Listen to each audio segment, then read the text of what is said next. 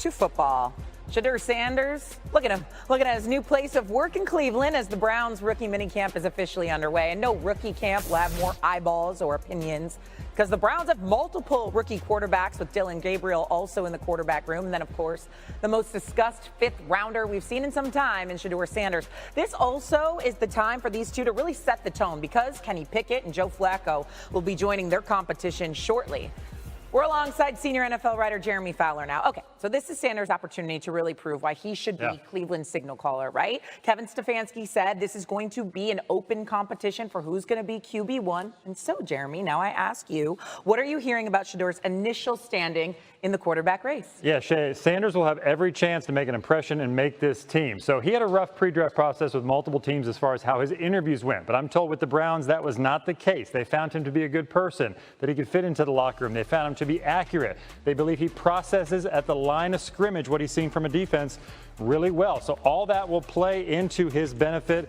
They're not overthinking the four quarterbacks thing, having four in the room, because Kevin Stefanski likes that. They'll sort of play it out over the next few months. But the fact of the matter is they're higher on Dillon Gabriel, who they took in the third round. In fact, the Browns were really surprised the media didn't pick up more on their love for Gabriel in the process with the private workouts they did. They had Gabriel in the building at the same time they had Cam Ward and Sanders and some other bigger names. So Sanders is simply going to have to outplay him, and there could be some trade implications down the road. I'm told the Browns look at their depth at the position as maybe some currency, some trade value down the road. So maybe somebody will be with a new team by, say, August or September. Ah, I see. So we got four quarterbacks in that room, two of which are vets, two that are rookies, and then maybe some trade bait. A lot of juiciness going on in the Browns quarterback room. Of course, rookie minicamp underway there in Cleveland. Jeremy, thank you. Thank you. All right, pleased to welcome in Ravens Pro Bowl linebacker and two-time Super Bowl champion Kyle Van Noy with us right now. And Kyle, Shedeur has a huge spotlight on him after going in the fifth round in the draft. What does Shedeur Sanders need to establish from the beginning in order to set the tone in Cleveland? I think it comes down to that work ethic. Guys like Tom Brady and Matthew Stafford were in the building at 5:30. The time I met Tom Brady when I got traded was at 5:30. Hey, Tom Brady, nice to meet you. That's the type of attitude he needs to bring into that Browns quarterback room, into the Browns organization. I believe Tom Brady is who he looks up to as a quarterback, and I think the same goes with his work ethic. You really got to watch his work ethic during the Browns process. That's what I'm looking for, to see how he operates, you know, with his teammates on the field, off the field. I think the work ethic, and then let all the cards fall where they need to fall, and he's going to be all right. Yeah, just a couple of days after the draft, he was already in Cleveland working out, so we know that the work ethic is there. Staying here in the division, the Steelers traded George Pickens to the Cowboys on Wednesday. Pittsburgh offense is going to look a bit different this season, so what do you expect to face when you go out there on the field this year? I expect him, Arthur Smith, the offensive coordinator, to get back to running the football as much as he did down in Atlanta. I really think he's going to lean heavy on Jaylen Warren and the new rookie, Caleb Johnson. They're going to do a really good job of getting them involved with the two-headed monster between those two. I believe they're going to go back to that old school run the football, and then DK Metcalf, Pat Freiermuth. Those guys are going to be the go-to guys. Whichever quarterback plays, they're going to be looking at DK down the field as everywhere which way he's on the field. But you know what? The Ravens, I think we're just going to have to double them once they play. I like that. Speaking of your Ravens, heartbreaking finishes the past two postseasons, losing one-score games to the Bills and the Chiefs.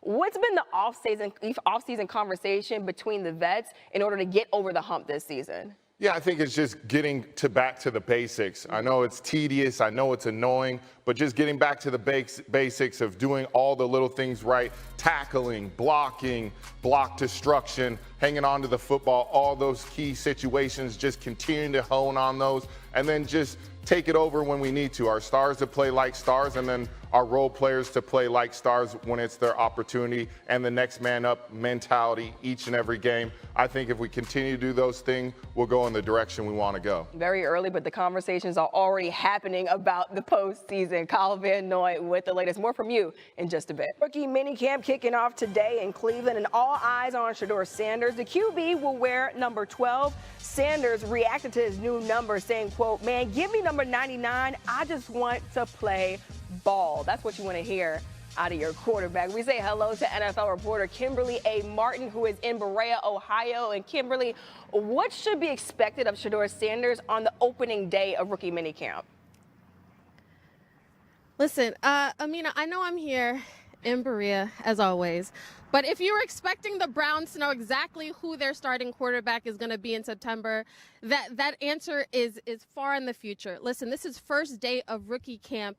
This is not a competition between Shedeur Sanders and Dillon Gabriel. This is an opportunity for both of these young quarterbacks to learn the playbook, and then for us, and particularly the Browns coaches, to get to know these guys. But listen, they are very high. This organization is very high on both of these guys. When I talk to people, they mention Dillon's accuracy. They also talk about Shedeur being the most accurate passer in this class. Both super tough, great pocket presence. And Dillon Gabriel is a guy who reminds them of Brock Purdy, which worked out pretty good for the San Francisco 49ers.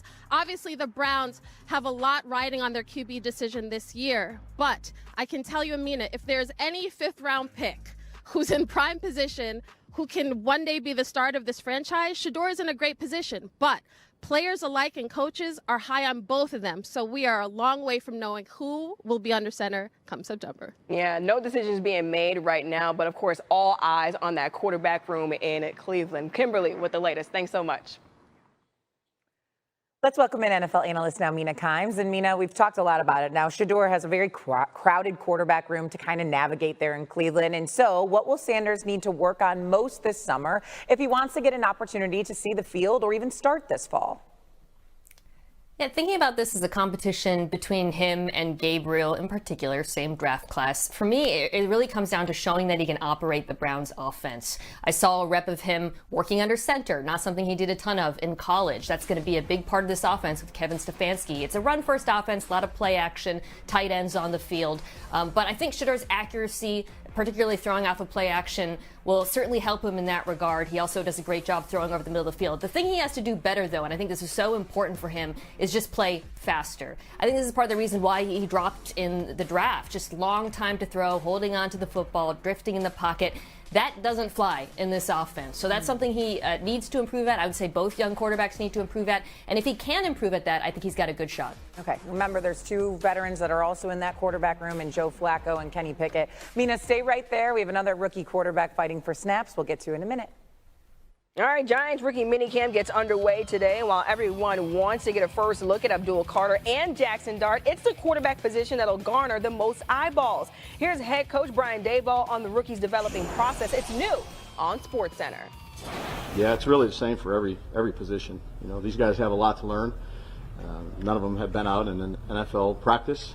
There's so much to learn. We'll take it day by day. We'll continue to give them information. You know, there'll be a lot of mistakes. We'll improve off those mistakes. We'll come out to the next practice, try to do a better job, and we'll do that with all our guys.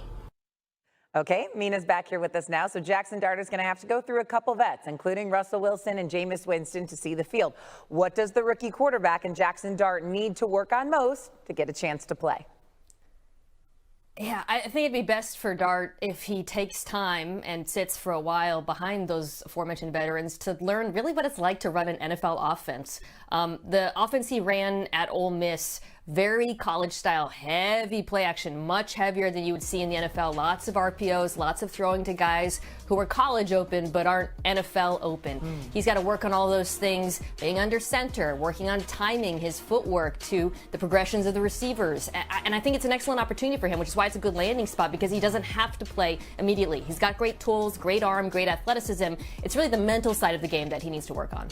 And to Mina's point, the Giants have the toughest strength of schedule this upcoming season, so maybe sitting back and watching the veterans navigate that might help to his benefit. Mina, thank you.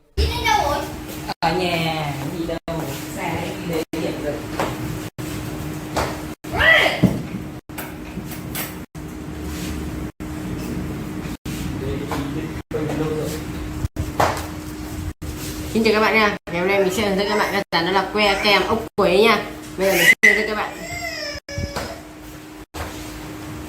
Không có quặn vẫn chịu nổi ạ. Bế cho lên tầng rồi, cho dạy tí học trên tầng luôn.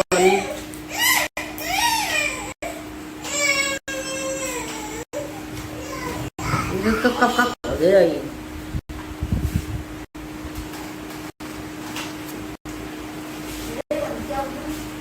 trùng nó cái cam mà trùng chứ nhả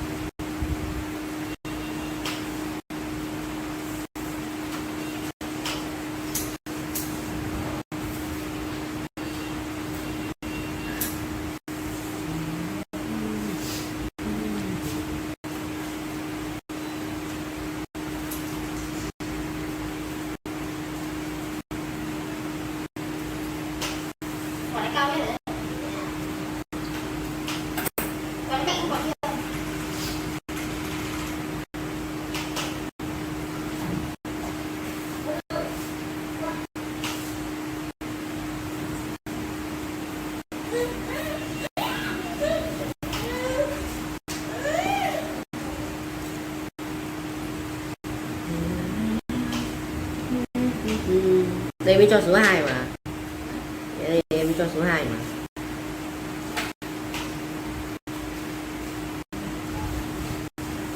ăn bánh mochi à mai mang cho à bánh chấm à bánh mochi chấm à bánh mochi đừng có bánh mochi